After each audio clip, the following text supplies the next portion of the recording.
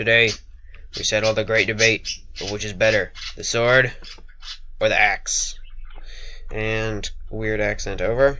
I have a bunch of swords and a bunch of axes, and I'm going to show you the great science of swords versus axes. Now, generally the axe is better, right? You have a okay. Well, I didn't even have a. Oh wait, I have one in here. Okay, so you got diamond sword, diamond axe, 9 attack damage, 7 attack damage. But the diamond sword has 1.6 attack speed, and the diamond axe has 1 attack speed. Right? Totally different. It's actually it's a pretty big difference. It doesn't seem like it, but you see that little bar in the middle, right under the crosshair. It fills up much quicker for the sword than it does for the axe, right? And that means that you can do more damage with the sword in a quicker amount of time, which is called DPS, right? The sword has like 11.2, I think, and the axe has like 9, I think. And that's just because you can swing the sword faster, and even though it does 2 less damage, it still is better, right? Now, for the different weapons, or the different axes, the different swords, it's a bit different. The wooden ones, the wooden axe is way better than the wooden sword. Gold is way better than the gold sword. Stone is way better than the stone, and iron is a little bit better than the iron sword. I think they're about even, for DPS, at least. Now, should you use a sword, or should you use an axe, right? I mean, it's kind of a thing you have to decide, right? Which one is better? Now, you might think, the sword is way better, because it has higher DPS. It can also do this sweep attack where it kills all. Oh, that was kind of sad. Where it kills a bunch of stuff at the same time. You know what I mean? But see, the axe also has cool stuff where it doesn't have that sweep attack, right? So if you have a giant pen full of some animal and you don't want to kill them all, you just want one. There you go. Look at that. You don't have to kill them all. That's why the axe is better. Now, anyway, right here we're going to show you on a creeper power of the axe versus the sword. So grab a normal axe, normal sword. Here's a creeper, has 20 health, right? So let's take a diamond sword. There we go. Got a critical hit. Got a critical hit. Got a critical hit. Okay. Now let's go over here with axe. Got a critical hit. Got a critical hit. Look, 2-shot kill. Because the axe, when you get a critical hit, does 10 damage, and the sword does 8, right? So it takes more hits with the sword. But there's also even more that goes into this, right? When you're charging at a creeper in survival mode, you have to back up really quick, right? And right, that kind of makes up for the slow speed of the axe, right? Because typically when you're fighting a creeper, you do this, and then you go back a bit, and that gives you time to recover the axe's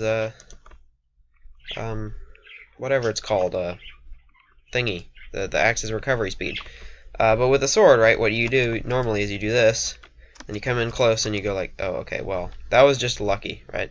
That was just lucky. Anyway, go in like that, and then wow, wow, and there you go, you killed it. And you can do that before it explodes. Also, I just killed a cow. See, that's why you got to use the axe to kill cows. Anyway. Oh, that one didn't die. But yeah, see, the axes also destroy stuff in creative. Anyway, yeah, on from that, they're pretty balanced when it comes to creepers, but with other mobs, other 20 health mobs, typically the sword is a better choice because you can go wham, and then wham, and then wham. But against players, it's a whole different story, right? So typically, once you've got some good gear, there's 2 things that you hold in your offhand, right? Either you hold nothing, you hold a shield, or where is it? A totem of undying. If you have a bunch of them, you got a totem of undying, totally just hold it in your offhand. You can jump off cliffs, whatever. How do you spell it? Okay, well, anyway, totems of undying, it probably is a better choice to use a sword, right? But with shields, there's a special property of shields, right? When you have a shield, and you hit it with an axe, it has a chance to disable it, which is pretty similar to when you use an ender pearl. See the item with the ender pearl in it? You can't just, like, here's me spam clicking. Right? You can't just rapidly use it, right? There's a cooldown if you hit a shield with an axe, but it's 25% chance, I think. Whoops. Oh, that's. Oh no.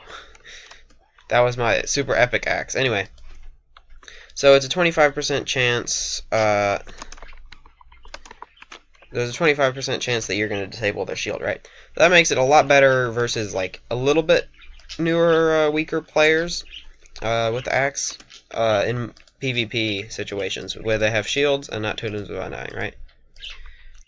But see, it's not just 25. If you're sprinting and you hit a shield, it's a 100% chance that you're going to take it out, right?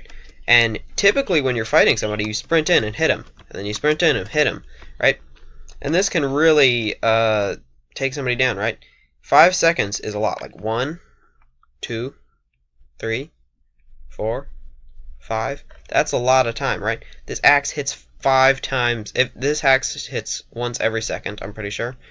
And so that means you get 90 damage on them. Okay, 90 damage before they can recover their shield. That's a lot of damage. Now, basically, it really enables them if they have a shield and they're blocking. And also, even if you're not sprinting and you have an efficiency, for each level of efficiency you have on this axe, it adds 5%. And that means that with efficiency 5, that would be 25 more percent. So half of the time that you hit somebody, they'll get taken out with their shield. And if you're sprinting, like this, whack, their shield is dead. They can't use it. Also, it takes out a bunch of durability of the shield. It takes out a whole bunch. So, like, you hit them a few times and their shield is toast. They don't have a shield anymore. And yeah, that's why it could be a viable option for multiplayer versus other players. And now I'm going to show you, I had a bunch of enchantments prepared and I just lost one. I'm so sad. Anyway, knockback on each of them, okay? So we're going to use a creeper. Just pretend it's any mob or any player, you know? You have knockback on a sword. Look at that. You have to cover a lot of distance. And if they have a bow or a trident, then they can get a hit on you and then knock you back even farther, right? And there's much distance between you, right? So this is fine with an axe, right? Because it gives you time to recover. Okay, well that didn't work. But here, look. It gives you time to recover. Look at that. That probably would have taken out a creeper without it exploding. I don't know. Maybe it would have. Maybe it wouldn't have. I wasn't his rival. But anyway. Yeah, that's how knockback can really be used. But with a sword, there's like, you can hit twice in that time, right? You're using up a lot of your precious whacking time. Just to knock them back, right? So knockback is not as strong on a sword as it is on an axe. Now, let's look at the other one, which is probably better on an axe. You could still totally put it on a sword. And that is fire aspect. Because fire aspect, right? Knocks them back, puts them on fire, and if it's like a zombie or something, if it's not a creeper, and you're in survival mode, then it can put you on fire, right? You don't want to be put on fire because it obstructs the whole bottom of your screen, right? Now, like look at these, it would be like this, look, you got a bunch of dirt blocks, right? Now you can't see anything. Okay, whatever. Okay, look at that, like you can't see anything. You can't see anything below you, right? So if somebody's below you, then you don't know what they're doing. And that's very, very hard. Even if you have like fire resistance and it doesn't do damage, it still takes you out pretty well. Or limits you very well. So fire aspect, unless you have knockback, is not as good. And knockback is not as good on a sword. But yeah, like typically in close range situations, if you're trying to hit something with fire aspect, it can hit back pretty hard. Yeah, and with an axe, when the typical attack fashion is to move backwards once you've swung, so you can recover your recovery time. And yeah, you can't do that, or you don't do that as much with a sword. So now we're going to talk about the actual like enchantments that are more exclusive, right? Efficiency, or like any axe enchantment, you know, Silk Touch, which I don't know why you'd put on an axe, and what is it?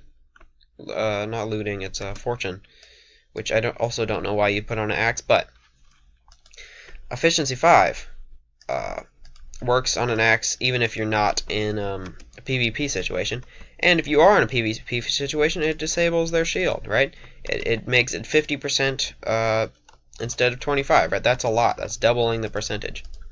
So it's very helpful on any combat shield, any combat weapon. But Sweeping Edge, as I talked about earlier, makes you hit a lot of stuff. Like, look at this. Look, I'm gonna put down a bunch of creepers. Now watch this.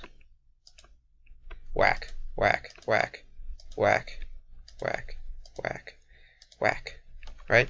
You can hit a bunch of them at once, but it does less damage, right? So this is helpful for a horde of mobs, and I think the sword is more helpful for a horde of mobs, whereas the axe is more helpful for one mob, where you can go in, or one or two, where you can go in, whack them, and then whack them again, right?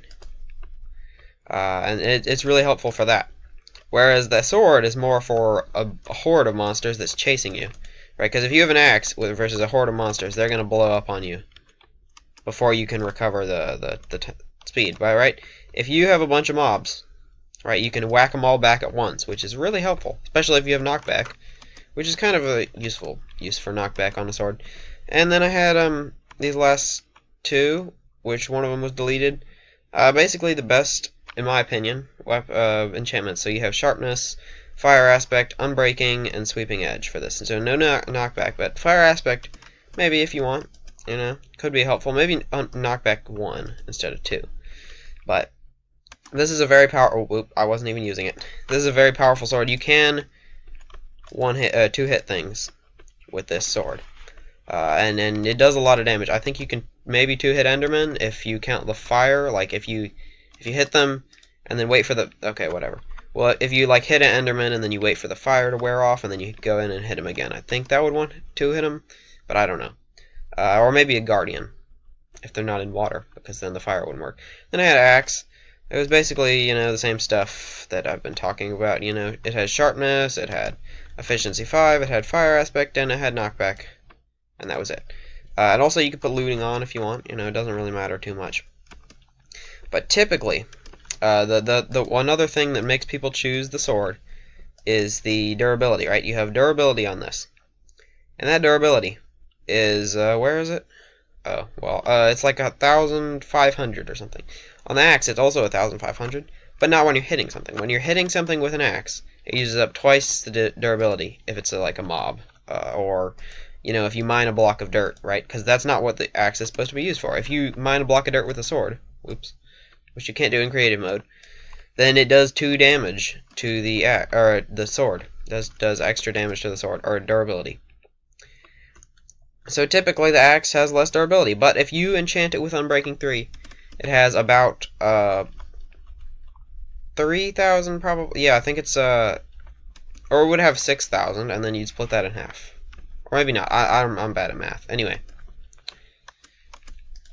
Yeah, so the axe, I think it really makes up for it. If you have mending on it and you're slaying mobs, if you have a big crowd of mobs and you have mending on this axe, then each mob you hit is going to drop enough XP to compensate for the lost durability of killing that mob. Right, so let's say with Unbreaking, basically you have the same durability, but it has a chance not to hit, right? So one piece of XP, I'm pretty sure heals like 10 or something like that durability. These creepers drop 3. It takes 2 hits to kill them, and or let's just say 3 in, like if you miss a critical hit, you know, with an axe. So it takes 3 hits to kill them. They drop 3 XP, so that's 1 hit per XP. Now, each hit only counts as a third of a hit with Unbreaking, right? So that means every 1 durability gives you 3 XP, which I'm pretty sure heals you about 10. It might heal you 5, it might heal you 1, I don't know. But yeah, the durability really is made up for unless you're fighting another player. And if you do fight another player, then they're not going to be able to take out your axe. Like 3,000 hits, you're going to be able to hit them 3,000 times before your axe is dead. That's a lot of times. Have you ever hit something 3,000 times? You're going to have to click this button 3,000 times. And not only that, if you miss, it doesn't do any durability. So you're going to have to click this button 3,000 times, assuming that you hit every single time. So that's my conclusion. I say you should probably just have both. Switch between them, and yeah. They're more circumstantial. Anyway, that's just my take on it. So if you want to do something else, sure, fine. Now I'm going to fly off into the sunset and say goodbye.